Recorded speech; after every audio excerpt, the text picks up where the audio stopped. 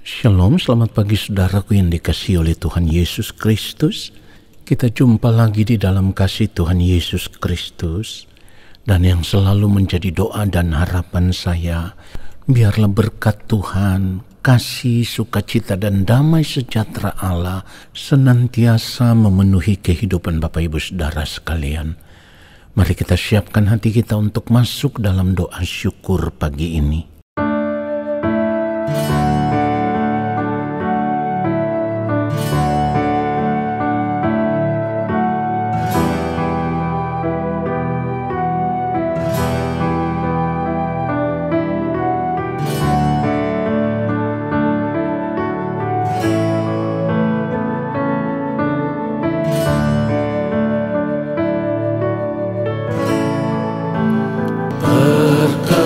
Perkenankan hamba-Mu, ya Bapa,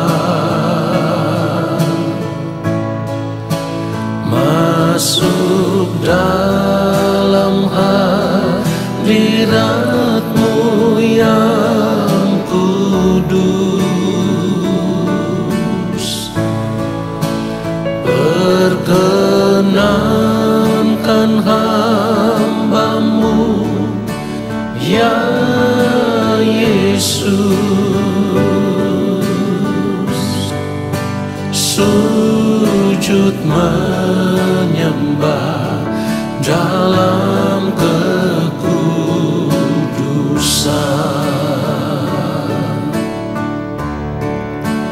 Kau ku sembah, Kau ku sembah, bersama para malaikat ku sujud menyembah. Kau ku sembah, Kau ku sembah, bersama para malaikat ku sujud menyembah. Kau ku sembah, Kau ku sembah, bersama para malaikat ku sujud menyembah. Kau ku sembah, Kau ku sembah, bersama para malaikat ku sujud menyembah.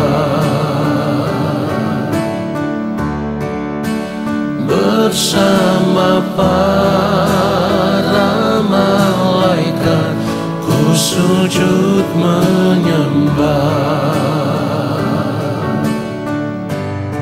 Sujud menyembah.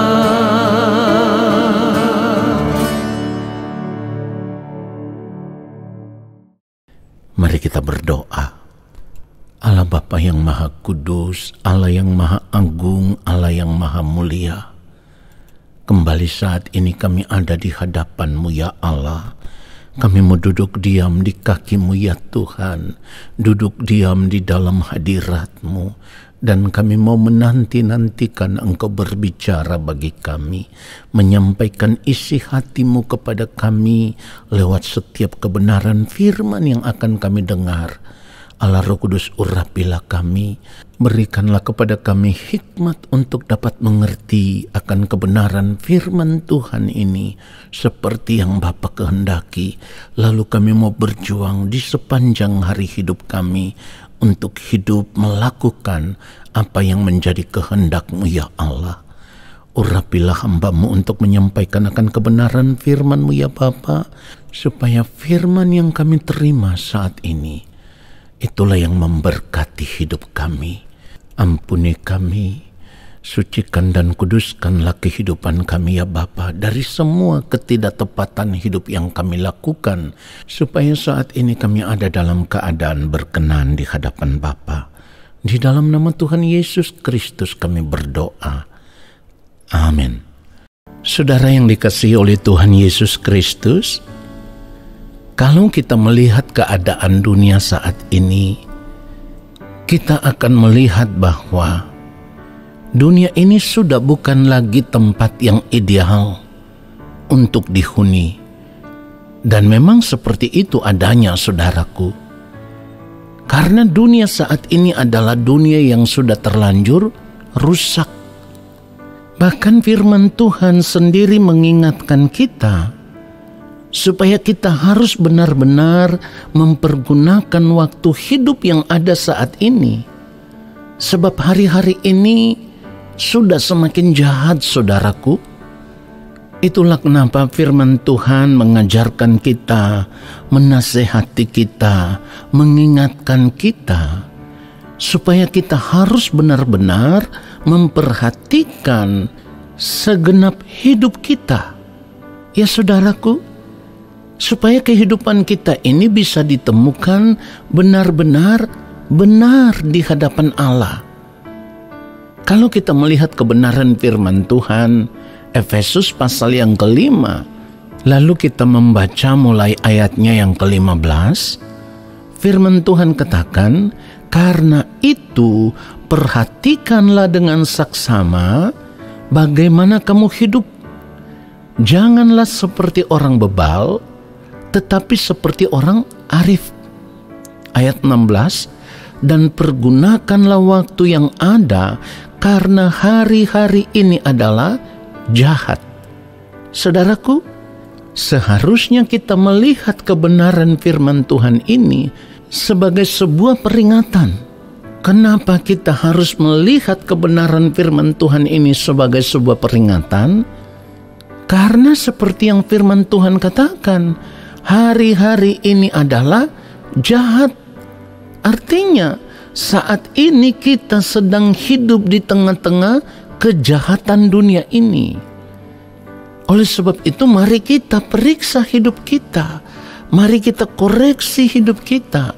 Mari kita gelar perkara kehidupan kita, supaya kita bisa melihat perjalanan kehidupan kita, apakah kita sudah hidup sebagai orang yang arif, atau sebaliknya, kita hidup sebagai orang yang bebal. Orang yang bebal itu seperti apa, saudaraku? Pengertian kata bebal itu artinya sukar mengerti, tidak cepat menanggapi sesuatu, ya. Dalam hal ini tidak memiliki pikiran yang tajam. Dan kata lain daripada bebal itu adalah bodoh. Jadi saudaraku, firman Tuhan tidak mau kita menjadi orang yang bodoh. Perhatikan itu. Kenapa? Karena kalau kita sudah tahu hari-hari ini adalah jahat, firman Tuhan katakan seperti itu, hari-hari ini adalah jahat, lalu kita tenggelam di dalam kejahatan dunia ini. Kita ikut-ikutan hidup dengan cara hidup dunia ini, di mana orang-orang dunia pada umumnya itu kan saat ini hidup hanya untuk menikmati kesenangan hidup dunia ini. Kalau kita hidup sebagai orang percaya, kita juga memiliki cara hidup yang demikian. Lalu kita menganggapnya sebagai sebuah kewajaran hidup.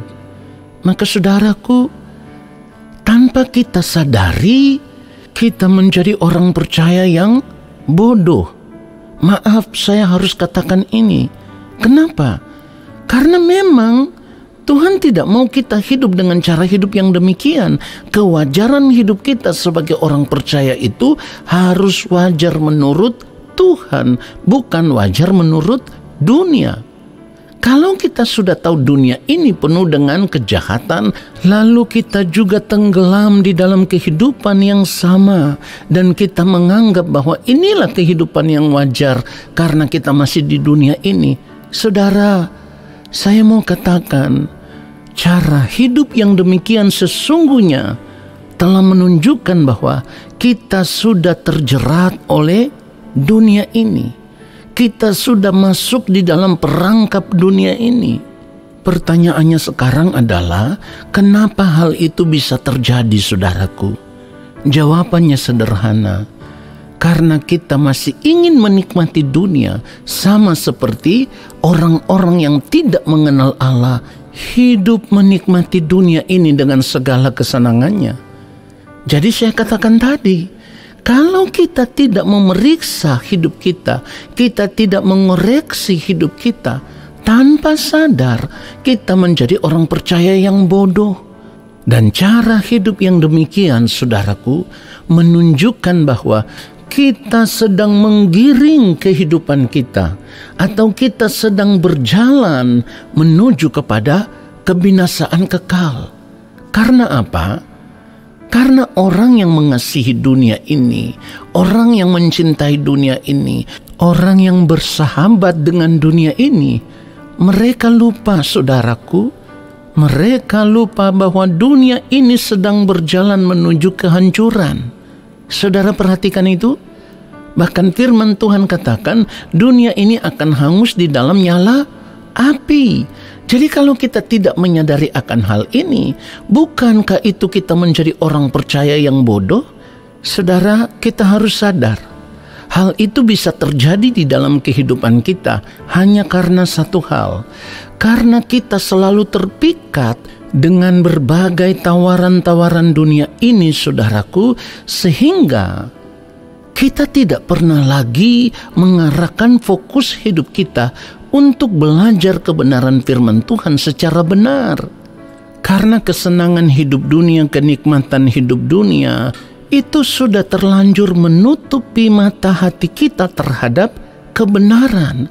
Sehingga kita tidak peduli lagi dengan kebenaran yang melarang kita, yang memperingatkan kita, ya, yang menegur kita. Saudara, mari kita sadar akan hal ini. Kita harus benar-benar menjadi orang percaya yang arif. Orang yang arif itu orang yang cerdik, orang yang pandai. Ya saudaraku, orang yang bijaksana. Artinya begini, saudaraku. Kalau kita sudah mengerti bahwa dunia ini sedang lenyap dengan keinginannya, atau dengan kata lain, kita sudah tahu bahwa dunia ini sedang berjalan menuju kehancuran, maka seharusnya kita tidak boleh lagi hidup menuruti cara hidup dunia ini, saudaraku.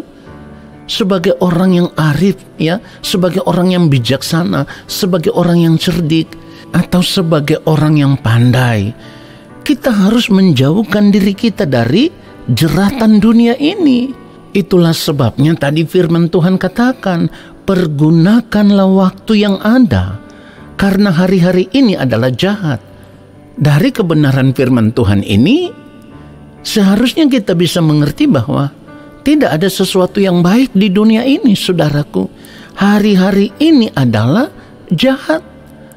Tadi saya sudah katakan kita ada di tengah-tengah kejahatan dunia. Jadi saat ini seharusnya kita mempergunakan waktu hidup kita ini dengan bijaksana, saudaraku.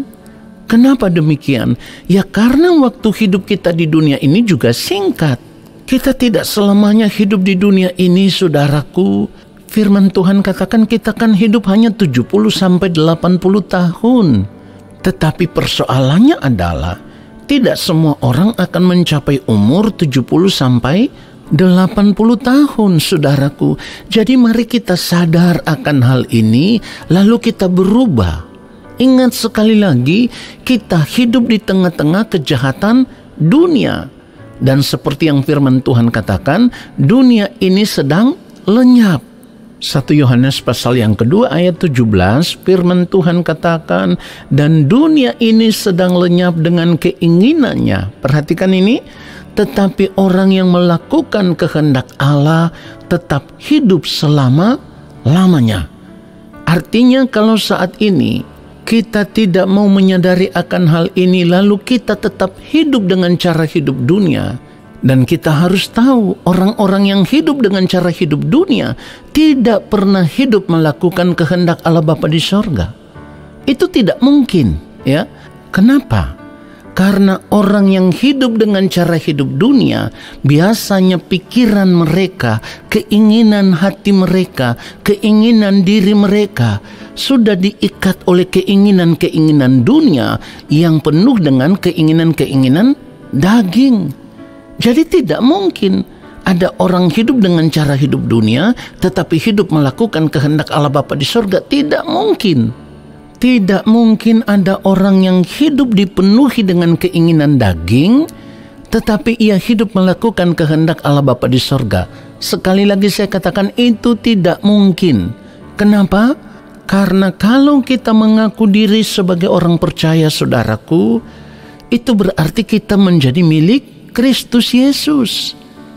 Kalau kita ini milik Kristus Yesus, maka seperti yang firman Tuhan katakan di dalam Galatia pasal 5 ayat 24, barang siapa menjadi milik Kristus Yesus, ia telah menyelipkan daging dengan segala hawa nafsu dan keinginannya. Jadi kita harus mengerti dengan benar, tidak ada satupun keinginan daging yang berkenan kepada Allah Bapa di sorga. Sebab keinginan daging itu sendiri adalah perseteruan terhadap Allah. Roma pasal yang ke-8 ayatnya yang ke-7, sebab keinginan daging adalah perseteruan terhadap Allah, karena ia tidak takluk kepada hukum Allah. Hal ini memang tidak mungkin baginya. Itulah sebabnya firman Tuhan katakan di dalam 1 Yohanes 2 ayat 16, sebab semua yang ada di dalam dunia, yaitu keinginan daging dan keinginan mata, serta keangkuhan hidup, bukanlah berasal dari Bapa, melainkan dari dunia. Jadi tadi saya katakan dengan tegas, tidak mungkin ada orang yang hidup dipenuhi dengan keinginan daging, tetapi hidup juga melakukan kehendak Allah Bapa di sorga. Itu tidak mungkin. Ingat saudaraku, firman Tuhan katakan, keinginan daging berlawanan dengan keinginan roh. Jadi mari kita sadar akan hal ini, saudaraku. Kita harus benar-benar sadar bahwa waktu hidup kita ini singkat. Itulah sebabnya firman Tuhan katakan, pergunakanlah waktu yang ada. Karena hari-hari ini adalah jahat. Kita harus berubah, saudaraku. Kalau kita tidak mau berubah, kita akan binasa bersama-sama dengan dunia ini. Karena firman Tuhan katakan dunia ini akan hangus di dalam nyala api. Lalu kalau kita melihat 2 Petrus 3 ayat yang ke-11, firman Tuhan katakan, jadi jika segala sesuatu ini akan hancur secara demikian, betapa suci dan salehnya kamu harus hidup. Jadi mari kita sadar akan hal ini sebelum terlambat. Jangan lagi hidup seperti orang bebal, tetapi kita harus hidup seperti orang arif. Kita harus sadar hari-hari ini adalah jahat. Kita harus sadar bahwa tidak ada sesuatu yang baik di dunia ini selain hidup melakukan kehendak Allah Bapa di sorga. Karena hanya orang yang hidup melakukan kehendak Allah Bapa di sorga yang akan tetap hidup selama-lamanya. Jadi jika saat ini kita tidak mau mengambil keputusan untuk hidup melakukan kehendak Allah Bapa di sorga, maka kita tidak akan pernah hidup selama-lamanya. Dengan kata lain, ketika nanti kita berada di balik kematian, kita akan terbuang dari hadapan Allah. Kita akan terpisah dari Allah, terbuang ke dalam maut, terbuang ke dalam api neraka, ke dalam kebinasaan yang kekal. Inilah kengerian yang sangat dahsyat yang harus kita sadari. Jangan sampai nanti ketika berada di balik kematian kita baru menyesali kehidupan kita sendiri. Tetapi sudah tidak ada waktu lagi untuk berubah. Sudah tidak ada waktu lagi untuk bertobat.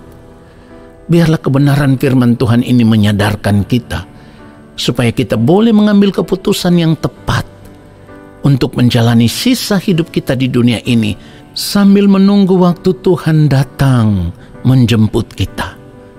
Tuhan Yesus memberkati kita semua. Amin. Saudara, mari kita berdoa.